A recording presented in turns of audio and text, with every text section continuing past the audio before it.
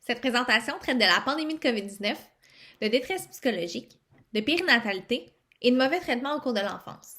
S'il s'agit d'un sujet sensible pour vous, n'hésitez pas à écouter la présentation. Geneviève est en route pour son premier rendez-vous de suivi de grossesse, le 13 mars 2020, lorsqu'elle entend à la radio le début des mesures de confinement. Elle est chamboulée par la situation, comme plusieurs, mais se questionne surtout pour les prochains mois. Elle devra maintenant assister à ses rendez-vous seule et ne pourra plus voir ses parents et amis, qui sont une grande source de soutien pour elle depuis le début de sa grossesse. En effet, le début de la pandémie de COVID-19 a été éprouvante pour plusieurs, mais particulièrement pour Geneviève.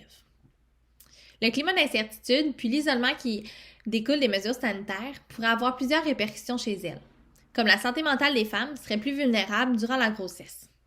Et c'est spécialement vrai pour les femmes qui auraient vécu de mauvais traitements au cours de l'enfance.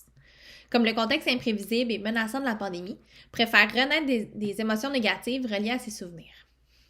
Ce qui inquiète par-dessus tout Geneviève, ce sont les conséquences du stress qu'elle vit présentement sur son bébé. On l'entend partout, dans les médias traditionnels comme dans la littérature scientifique. Il faudrait réduire à tout prix son stress durant la grossesse, comme celui-ci pourrait être nocif pour le fœtus. C'est angoissant tout ça. C'est donc ici que ma thèse entre en jeu. J'ai questionné en ligne à 2 reprises 468 femmes pour pouvoir les questionner sur leur bien-être durant la pandémie, leurs propres antécédents de mauvais traitements au cours de l'enfance et pour pouvoir les questionner au sujet du développement de leur nourrisson. Ce qu'on a découvert, c'est 3 choses. 1.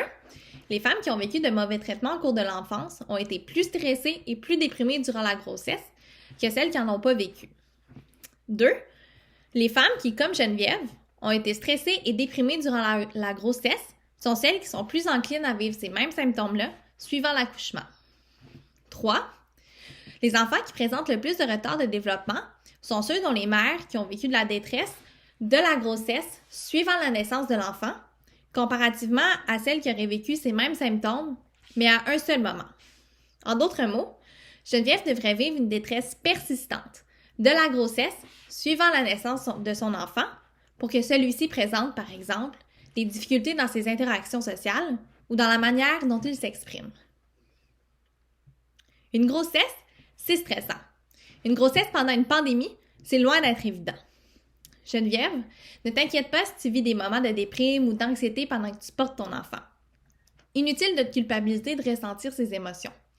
Vois-les plutôt comme un signal d'alarme pour t'indiquer qu'il y a de l'aide ou encore une adaptation pourrait être nécessaire pour que tu retrouves ton équilibre. Il est donc important de venir soutenir la santé mentale des mères, comme Geneviève, particulièrement chez celles qui auraient vécu de mauvais traitements au cours de l'enfance. Il faut leur offrir des interventions innovantes et accessibles pendant la pandémie pour pouvoir réduire les répercussions de leur détresse sur le bien-être de leur famille.